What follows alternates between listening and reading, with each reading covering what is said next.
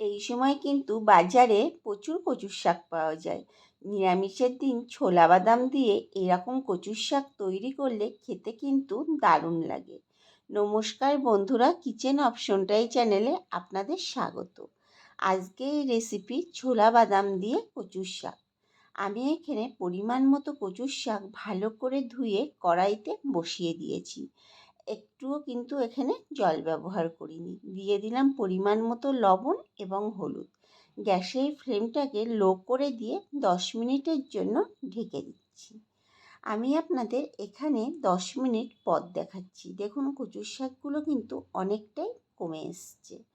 আর এর মধ্যে দিয়ে দিলাম আগে থেকে ভিজিয়ে রাখা ছোলা বাদাম। দেখুন কচুর শাক থেকে কতটা জল বেরিয়েছে। আবারও কড়াইটাকে ঢেকে দিলাম 5 থেকে 7 মিনিটের জন্য। আমি আপনাদের 7 মিনিট পর দেখাচ্ছি। দেখুন কচুর শাকটা কিন্তু খুব সুন্দর সিদ্ধ হয়ে গেছে। আর কচুর শাক যদি ভালো হয় তাহলে কিন্তু সিদ্ধ করতে এক একটা কচুর শাকে বেশি সময় লাগে না। এখন একটা ঝাঁঝরি হাতা দিয়ে জল ঝরিয়ে তুলে নিলাম।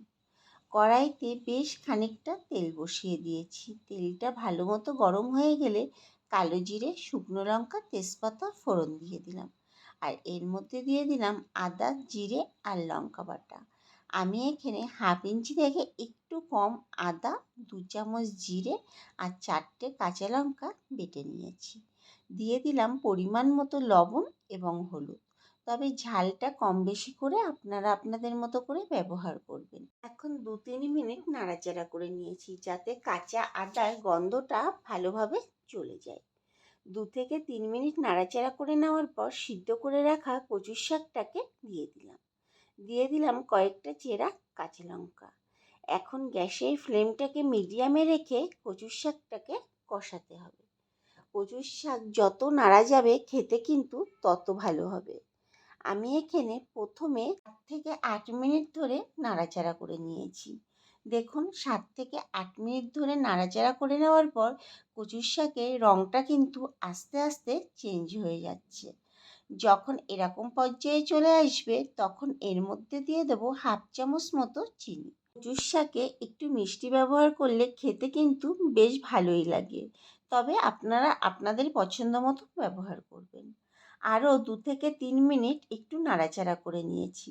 দেখুন কচুর শাকের যে এক্সট্রা জলটা পুরো কিন্তু শুকিয়ে গেছে আর কালারটাও সম্পূর্ণ পরিবর্তন হয়ে গেছে। কড়াইতে কিন্তু এখন আর লেগে যাচ্ছে না। যখন এরকম পর্যায়ে চলে আসবে তখন টেস্ট করে কড়াই থেকে নামিয়ে নেব। তৈরি হয়ে গেল দারুণ স্বাদের নিরামিষের দিনে ছোলা বাদাম দিয়ে কচুর শাকের রেসিপি। একবার এইভাবে ছোলা বাদাম দিয়ে বাড়িতে তৈরি করে দেখবেন, খেতে কিন্তু দারুণ লাগে। ভিডিওটি যদি ভালো লেগে থাকে আমার চ্যানেলটিকে সাবস্ক্রাইব এবং ফেসবুক পেজ থেকে যদি দেখে থাকেন পেজটিকে ফলো করে দেওয়ার অনুরোধ রইল। দেখা হচ্ছে নতুন একটি ভিডিওতে।